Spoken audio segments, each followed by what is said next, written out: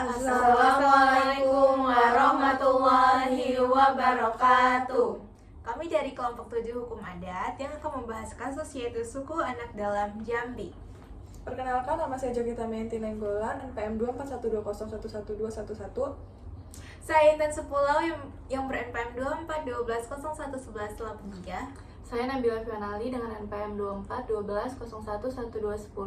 Saya Hayu Aisyah Ramadhani dengan NPM 2412011198. Saya Srikandi Ditami dengan NPM 2412011101. Baik, pendahuluan. Masyarakat Indonesia memiliki keanekaragaman etnis, budaya, dan sistem sosial yang sangat luas.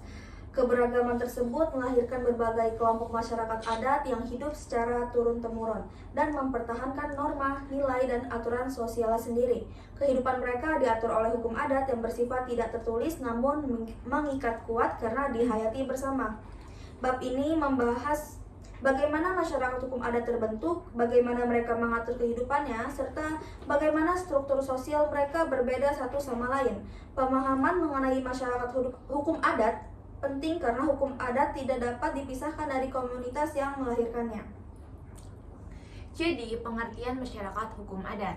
Masyarakat hukum adat itu merupakan suatu kesatuan sosial yang memiliki nama, wilayah, dan struktur kepemimpinan yang lahir secara alamiah dari kehidupan bersama.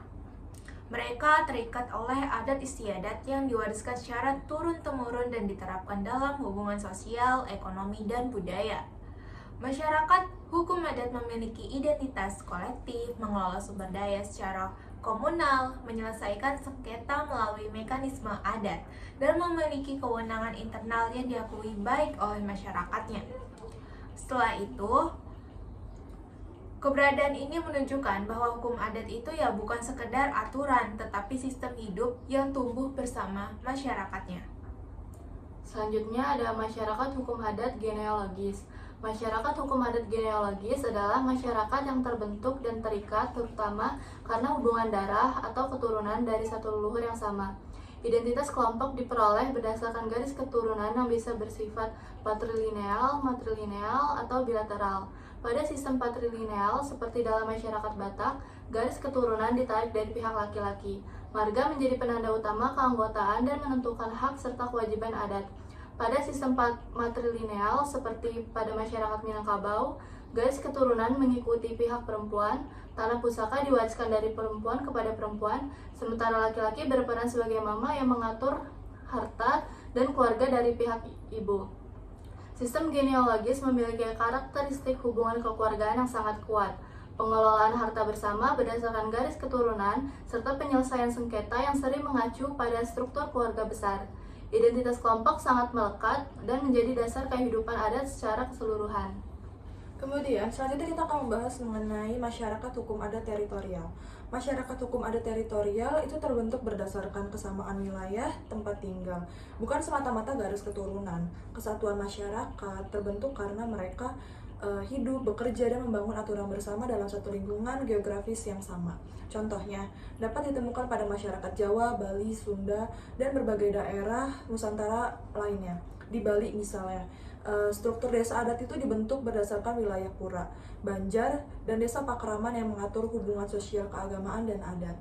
Pada sistem ini, seseorang dapat diterima sebagai anggota masyarakat adat meskipun tidak memiliki hubungan darah, asalkan ia tinggal dan menjalankan aturan adat setempat.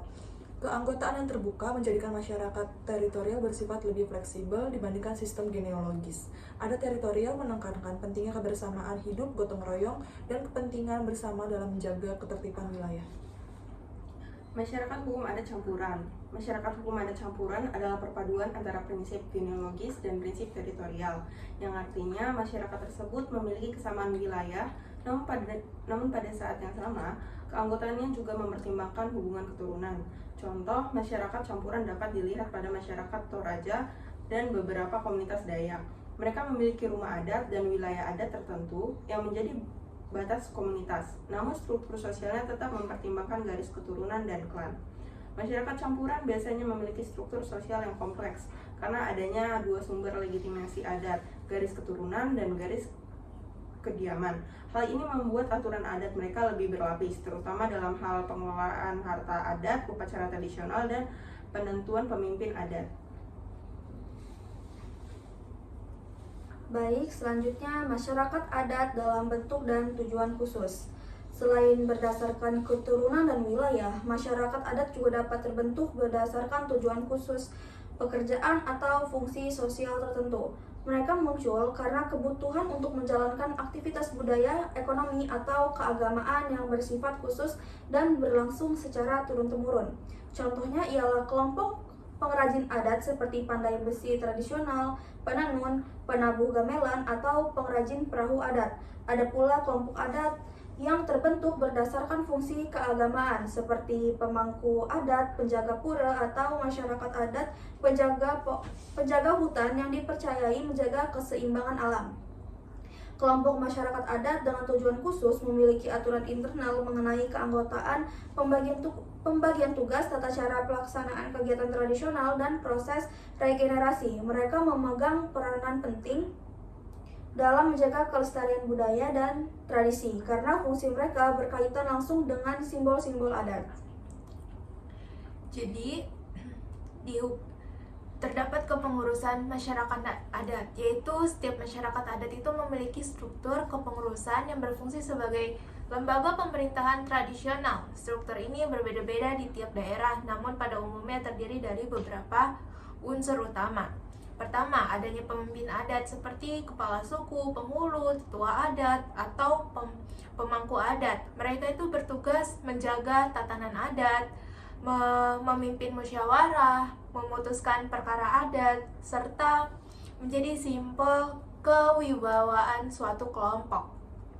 Setelah itu adanya dewan adat ataupun lembaga adat, yaitu kelompok yang berpengalaman dan dipercaya untuk menyusun aturan adat, mengawasi pelaksanaannya, serta menengahi konflik antar anggota masyarakat itu sendiri. Setelah itu adanya pemangku ritual ataupun pejabat adat keagamaan yang bertugas melaksanakan upacara adat dan menjaga tradisi spiritual masyarakat.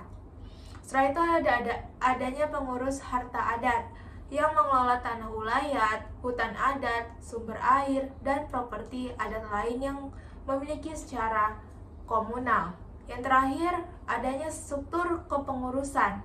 Ini memastikan keberlangsungan tatanan adat, menjaga keharmonisan sosial, dan memperkuat identitas masyarakat adat dari generasi ke generasi. Berikut ringkasan materi dari materi kami. Masyarakat hukum adat merupakan fondasi utama dalam pembentukan hukum adat di Indonesia. Mereka terbagi ke dalam 3 bentuk utama, yaitu genealogis, teritorial, dan campuran, serta dapat pula terbentuk berdasarkan tujuan khusus. Setiap masyarakat adat memiliki nama dan aturan yang mengikat anggotanya, serta struktur kepengurusan yang berfungsi sebagai lembaga pemerintahan tradisional. Dengan memahami keragaman bentuk dan struktur masyarakat adat, kita dapat melihat bagaimana hukum adat berfungsi dalam kehidupan masyarakat Indonesia.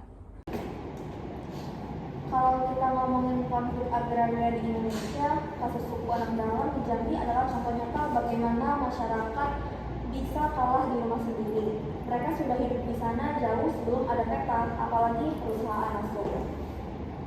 Nah, kalau konflik lahan suku anak dalam di Jambi ini berawal dari masuknya perusahaan sawit dan kesultanan yang mendapatkan izin dari HGU dari negara.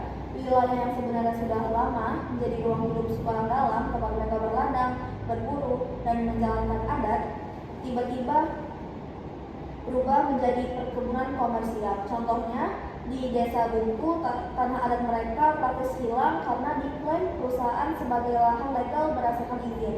Masalahnya, suku anak dalam memang nggak punya sertifikat formal, padahal mereka sudah tinggal di sana jauh sebelum sistem negara modern ada. Akibat konflik ini, suku anak dalam mengalami pengusiran, kehilangan sumber ekonomi, ruang budaya, makin sempit, dan identitas mereka sebagai komunitas adat jadi terancam.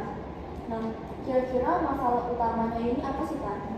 Jadi gini, masalah utama dari konflik ini tuh kayak muncul karena aturan adat yang dipakai suku anak dalam bukan sejalan dengan aturan pemerintah. Yaitu suku anak dalam ini sebenarnya sudah tinggal di tanah itu dari dulu turun-temurun, dan mereka ya menganggap tanah itu kayak milik bersama ya, tapi ya karena nggak punya sertifikat, negara gak mengakui hak mereka secara resmi. Nah, waktu negara ngasih izin HGU ke perusahaan, tanah yang tadinya jadi wilayah adat suku anak dalam ini kayak berubah jadi area usaha, makanya muncul tumpang tindih. Jadinya kayak suku anak dalam itu kayak merasa tanah nenek moyang mereka tuh kayak sedangkan perusahaan mereka tuh kayak perusahaan kan punya surat, sedangkan suku anak dalam ini kayak nggak punya surat gitu loh. Nah, masalahnya hilangnya hutan itu kayak bukan cuma bikin mereka kehilangan tempat tinggal, ya tapi kan hutan itu jatuhnya kayak sumber makanan mereka, tempat ibadah mereka, sampai ruang sosial mereka. Jadi kayak benar-benar mengganggu kehidupan mereka. Nah, padahal di Undang-Undang Dasar 1945 itu udah dibilangin masyarakat adat itu ya sudah diakui, tapi kenyataannya perlindungan buat mereka tuh kayak masih lemah. Nah, salah satunya itu karena wilayah adat mereka yang gak pernah dipetakan gitu dengan jelas. Jadi perusahaan ya bisa gampang banget ngaku-ngaku wilayah itu sebagai bagian dari konsesinya. Nah, menurut lo, kamu Phil, apa sih dampak kayak sosial ekonominya dari suku anak dalam ini? Nah, dampak sosial ekonomi terhadap masyarakat suku anak dalam itu ada konflik agraria yang dialami suku anak dalam, menimbulkan dampak sosial dan ekonomi yang sangat berat. Seperti hilangnya hutan adat menyebabkan hilangnya sumber pangan utama mereka seperti hasil buruan, umbi, madu, dan tanaman hutan lain yang menjadi basis hidup mereka. Kondisi ini membuat banyak anggota komunitas menjadi rentan terhadap kelaparan dan kemiskinan. Selain itu, ketika perusahaan dan aparat melakukan pengamanan di kawasan yang dipersengketakan, muncul bentrokan fisik yang melukai masyarakat adat. Banyak keluarga suku anak dalam terpaksa mengungsi karena tidak lagi memiliki ruang hidup yang aman. Secara ekonomi, suku anak dalam mengalami kemiskinan struktural karena cara hidup tradisional mereka telah dihancurkan. Sementara mereka tidak dibekali keterampilan atau akses untuk bekerja dalam sistem modern. Identitas adat pun terancam hilang karena ritual, tradisi, dan pola hidup komunal tidak dapat dijalankan tanpa hutan sebagai pusat budaya mereka. Nah, kira-kira dari kasus ini berdampak nggak ya ke hukum dan pemerintahan?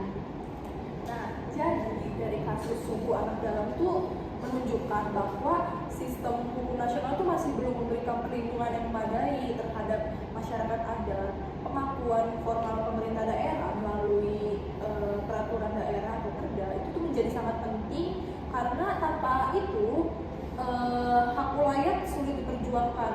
Banyak wilayah adat di Indonesia termasuk wilayah suku anak dalam tuh belum dipetakan dan diakui secara legal, sehingga mudah diklaim oleh pihak perusahaan melalui izin koneksi.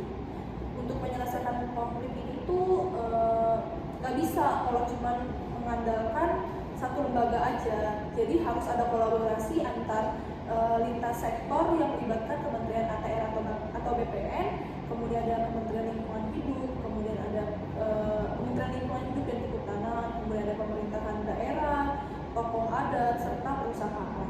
Penyelesaian konflik ini tuh juga membutuhkan pendekatan restoratif yang menghormati hukum adat, bukan hanya pendekatan hukum formal yang seringkali merugikan masyarakat adat. Dengan demikian, negara tuh hadir gitu melalui regulasi yang lebih kuat agar masyarakat adat terlindungi dari penggusuran dan perampasan ruang hidup.